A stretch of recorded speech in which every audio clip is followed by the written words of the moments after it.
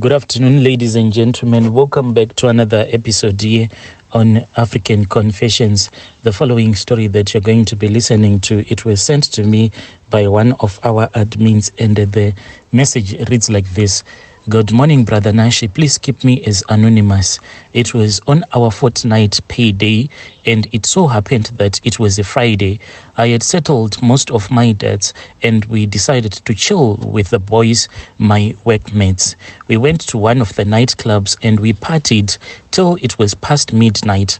I could now feel that I was really drunk, like feel the beer actually in my head, but I could see the road clearly in front of me. So since my wife had gone to a church conference with her car, I would have to walk. My car was booked for service. Besides, it was not such a long walk going back home. I was happy, I was singing, I was in high spirits. What a way to end a working week, and what a way to start the weekend. I was sure that I was going to have a blast. Was I dreaming? In front of me, I saw that there was this very beautiful woman, tall and had all the necessary fat just at the right places. I knew that I had a wife at home, but lust at that moment overtook all of my senses and my common sense. This woman, Aish, some men will just kill to have her. I approached her and I introduced myself as Simon. She introduced herself to me, and we began to talk about this and that, the weather, the politics, the economy, to mention but just a few. I was like a lion waiting for its kill. I then told her that I liked her very much, and if she fancied me, we could just go to my house for a quick one. I could see that this beautiful woman was now feeling a little bit cold, so I removed my jacket, and I then gave that jacket of mine to her. A real gentleman does not let a lady that is very beautiful like this woman to feel cold. My conscience will not let me.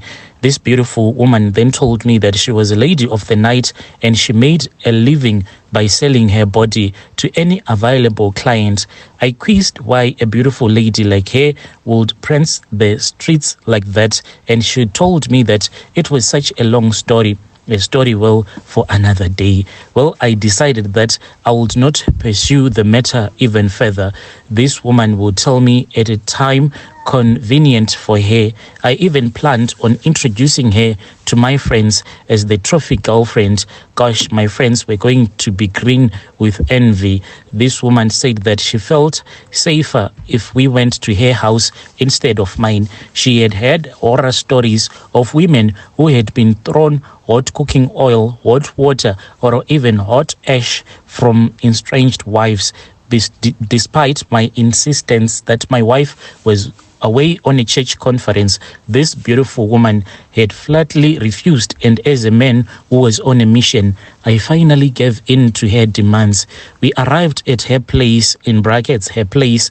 I do not know what exactly transpired, but what I am sure is lying down I did to take a little nap, because this woman had went to take a bath. So I was waiting for her, but to my surprise, Brother Nashi, upon waking up, I realized that I was in a graveyard, sleeping on top of a grave.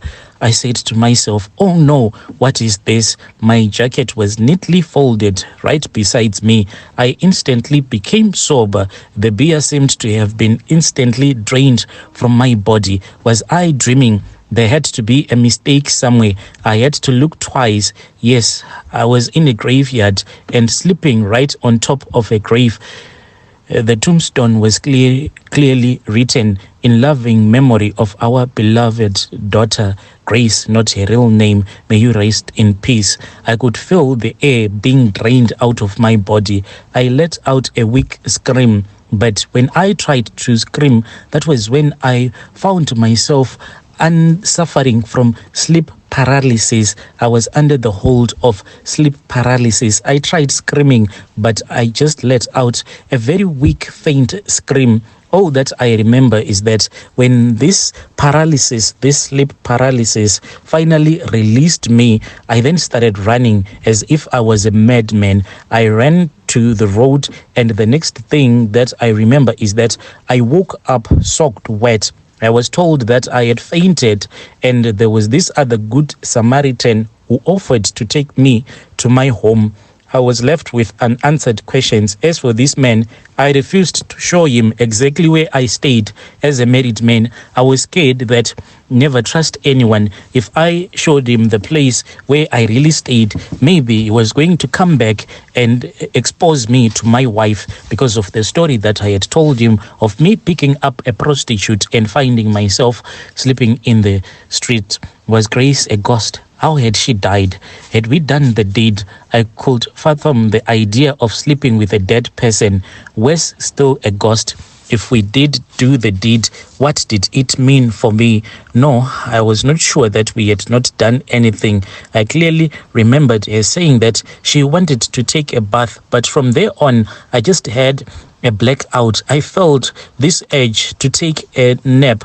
I later learned that this same prostitute, she was roaming the streets and she had died violently after she had been booked by one of her clients. When she went to her client's house, that was when she was murdered by her client. She had died a violent death, so her soul was not at peace. I learned my lesson on that day. If only I had just learnt my lesson not to pick again a prostitute, otherwise I'll end up sleeping in the graves. I'll say that God had forgiven me, but it seems as if God has continued to allow the devil to give me his punishment. First of all, my brother, in my entire life, I have never cheated on my wife. So for me to have an STI, that is just impossible. As for my wife, she's that kind of a woman who can never cheat on her husband. But I have given my wife an STI twice, and this then caused a division in my marriage, even though my wife still loves me a lot. But where this STI comes from, I do not even know. The story that I came up with was that there was this other day when I had went into this public toilet. You know how our public toilets are right now in Zim. Most of them, they are not cleaned at all the times. So I told her that I had gone to this other public toilet. When I went into that toilet, there was a gentleman who had just came out of that toilet. By the time that I went and as I was sitting on the toilet seat, then my manhood, I then just bumped into the toilet seat with my manhood. I told her that this is where I suspect that I got this STI, but it is just a lie, my brother. It was just a cover-up story, even though she ended up believing me because I went with her to one of my friends who is a doctor, who told her that it is possible that if there is someone who has drop and then you go and you sit on that toilet seat, then somehow, then your manhood will be rubbing against the toilet seat. It might pick up some of that discharge that comes out when one has that STI that is called drop. So since I had given her this STI, I convinced my friend to convince my wife, and I told my friend the truth that I had been once with a prostitute, but I left out that part when I ended up waking up at the cemetery because I didn't want him to think that maybe I am now running mad and he would recommend that I go and see a psychiatrist. But this is my own story, my brother. I have been living with this STI for a very long time. It seems as if this STI, it cannot be cured at all. I know that a lot of people, when they hear my confession, they are going to dismiss it as a folk tale, but I had an experience with it. From that day, I have tried to be loyal to my one and only wife, and this even made me to quit alcohol. I have tried to turn over a new leaf. I have tried to go to church, but this STI refuses to go. I am asking if you know anyone.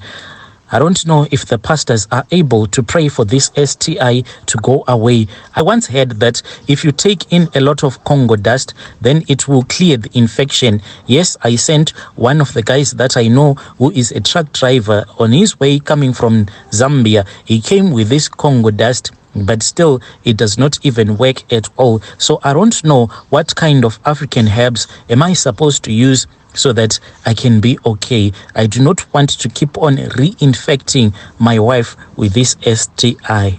Dear listeners, right there was a message that was forwarded to me by one of our admins. It was sent to us by our dear brother. Strange things do happen in this world.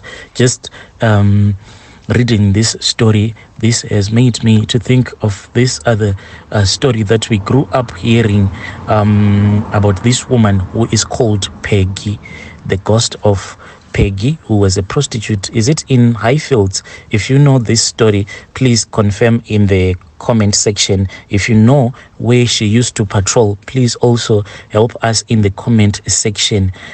If you have ever had any encounter, any spiritual encounter, please come with your story so that I can share it here on our platform.